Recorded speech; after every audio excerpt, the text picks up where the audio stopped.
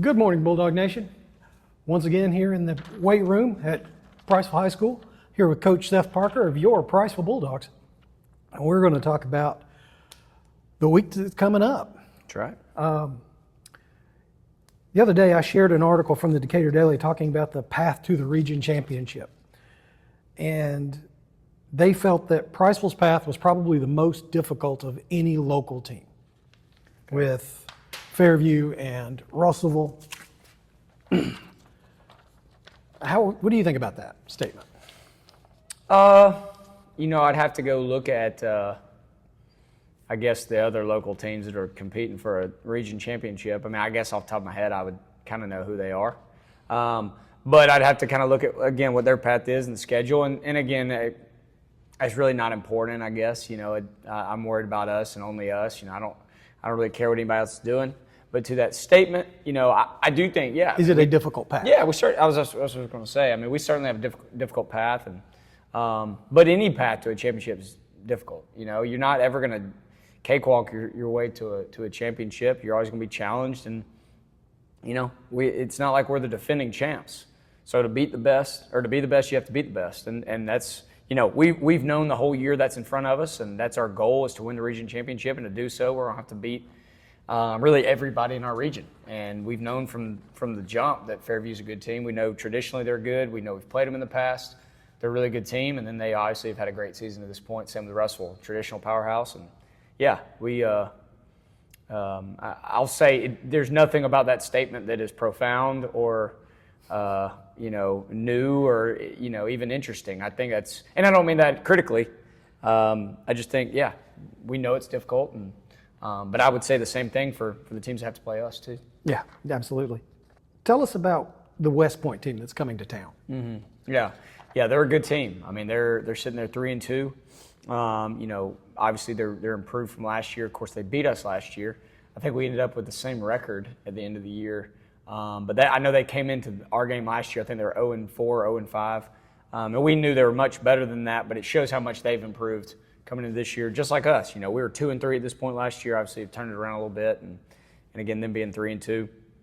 And they've played some good teams, have some good wins, and as a team, they're physical, they're built well, they're a big team. Of course, their running back is one of the best players in the region, one of the best players we'll see all year. He's a really good player, and so we got to limit him. Again, same deal I said with West Morgan a few weeks back with their running back. You're not going to stop him. You got to limit him. And then defensively, they're physical and they fly around. They play an aggressive style of defense, and so again, they put pressure on you, and you have to make plays around it. And so we got our work cut out for us, man. It's I think region-wise, it'll be our toughest game yet, and I'm thankful that it's at home and homecoming, and hopefully we have those types of things working for us. But ultimately, the team that's going to execute the best is going to be the one that comes out on top. How's practice been this week? Has the team refocused well after the bye? Yeah, I think so. I mean, and I think even during the bye week, I think we had a great, we gave them Thursday and Friday off after school. We did walkthroughs during the seventh period, but Monday, Tuesday, Wednesday, I thought we had a great practice. I thought our attention to detail was good. Kind of get a head start on West Point for this week. And, I thought the game plan went well last week in terms of just, being able to execute it in practice. But ultimately, I do feel like this week our kids have flipped the switch back on to know it's a game week. The intensity's been up, the energy's been up, and I feel good with where we're at. Good. I'm glad to hear it. A lot of those kids, you can see it in the hallways in the school. They're on a mission. They are, and it is hard. I mean, you get in a bye week, and naturally you are going to exhale a little bit, and that's what it's for. It is there to exhale and get your energy back, but you also have to keep, your eyes on the prize and what that focus is, and how, we talk about, let's have a championship level bye week. It's not going to look the same as game week, but we need to have the best possible bye week we could have. And obviously I always think everything could be better, but I thought we had a good week, and this week I think our kids have done a good job of getting back into the mode of gameplay. Speaking of a bye week, when do you prefer to have your bye week? The beginning of the season where you can work out kinks, middle of the season where you can take stock and recharge, or would you prefer it at the end of the season to heal up and for the playoff run? Yeah. No, I would definitely say where we had it. I mean, if I could, in a perfect world, I'd have it mid-year every year. It's not always the case. But I'll tell you, the worst one is, I never liked having it at the end of the year. I've been on teams where the end of the year we're in the playoffs, and then you've been playing well, and you get week 10 bye, and you're like, okay, that's nice, and then you got to do the readjusting, like we're talking about going into the playoffs. Like you don't have time to make a mistake. You don't have time to readjust. I mean, you got to be ready to go. It's obviously great if you have a mature team in that situation and can stay focused and flip that switch back on with a week to rest going into the playoffs. That is great. But I've also been on a team that wasn't going to the playoffs, and then you get the week 10 bye, and you're done 2 or 3 weeks before everybody else, and that's no fun. So, and then early in the year, I feel like you're just not going to get everything out of it that you need. So you're not always in control when your bye week is. It just kind of depends on the scheduling. But in a perfect world, I would have it where we have it this year, every year. It's a great answer. I love that answer. I appreciate it. You've mentioned before how much you love the pageantry of high school football. Mm-hmm. What makes homecoming special to you? Yeah, man.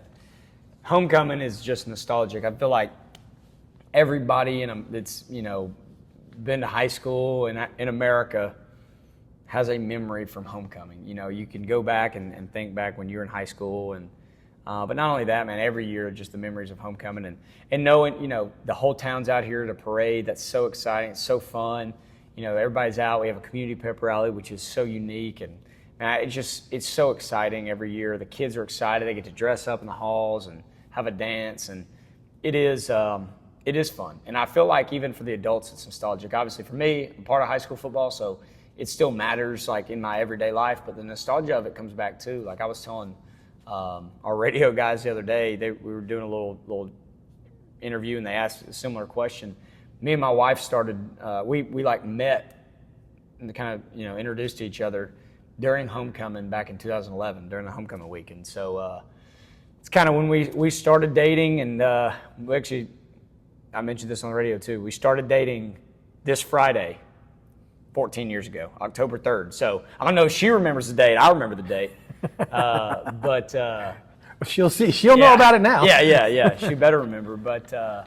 Yeah, so it's nostalgic, man. It's fun. Like it brings back so many good memories for me. But man, like I've said this before, and I truly mean it. Like my family, and I'm talking about me and my wife, but my parents, her parents. Like we're such a football family, a high school football family that this is just something that's always been a part of our life. A homecoming week, and I love it, and I hope I'm a part of 100 more homecoming weeks. And it never gets old, and especially never gets old when you get a win on homecoming. So that's what we're hoping to do this week. And the main thing's the main thing, but you do want to have some fun during homecoming week.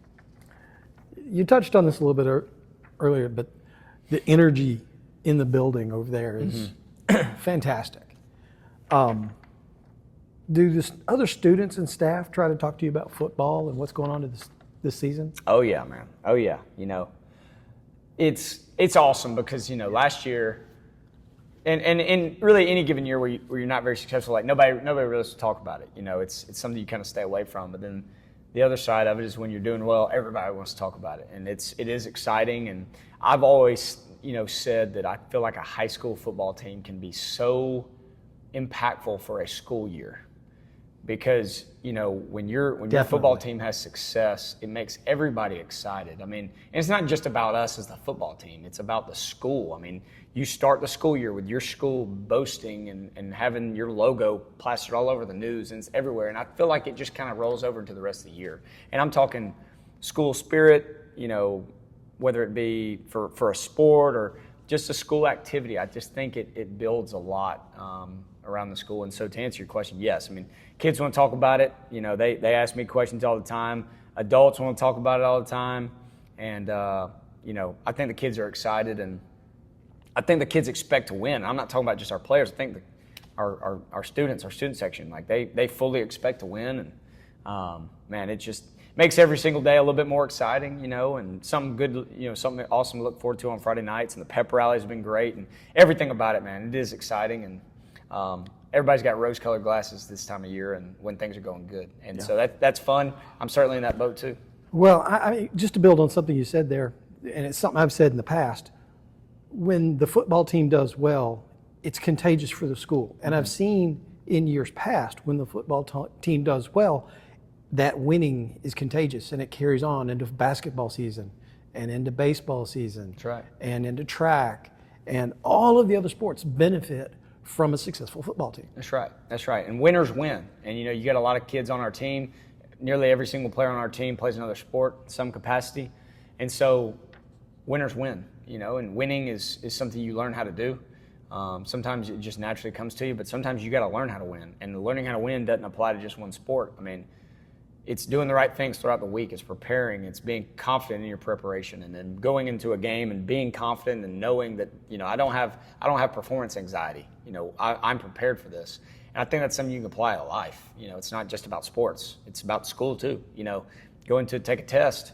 If I've prepared, I'm going to be confident. You know, and so that's what we talk about all the time with our kids, and I hope they take that and apply it to life, man. That's the goal for us as coaches. But yeah, I really do. We got a long way to go in football. You know, we've only won 4. We're only halfway through. Obviously, got a lot in front of us. But I do think if we can continue the success, I certainly think it's going to roll over in other sports. And they're not going to be successful because of us. But it obviously does. It just generates momentum. It does. And the kids expect to win. Our school expects to win. And you know, if another team loses to Priceville and gets their butt whipped by Priceville in one thing, there's some in the back of their mind the next sport that Priceville's going to whip our butt again. And so it's it's part of it. And I love that we go first. You know, I love that we get to start the year off. And you know, last night you brought a lot of the staff and the players with you to the volleyball game, the area volleyball game against Brewer, and they just really helped elevate the energy in the building.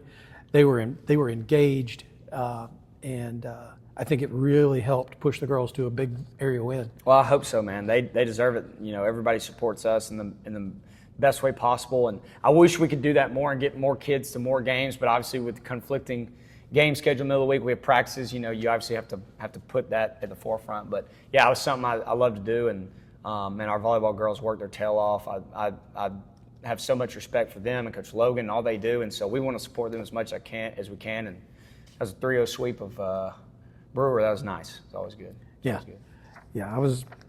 I had a quick chat with her on the way here to talk to you, and you know, that's 5 straight victories, 5 straight matches over them, or sets over them. 2 wins this weekend, 2 wins yesterday, and I hope that continues on because we're going to see them at least one more time. That's right. That's right. I know they're going to get rolling for the postseason and make a run. Yep. Coach, you have any messages you want to share with Bulldog Nation on homecoming week? No, I just appreciate you guys. Hope to see a packed house on Friday. We need it. Big region game, and hope to see everybody out on Thursday at the parade as well. So awesome weekend upcoming here in Priceville, Alabama, and hope to see everybody there. Thank you very much, Coach. I appreciate your time. I appreciate everything y'all do for the community and for the kids here at the school. Bulldog Nation, we'll see you Thursday night at the pep rally. If I don't see you along the parade route, we'll definitely see you Friday from the press box. Thank you very much. Have a great day. Go Bulldogs. Go Bulldogs.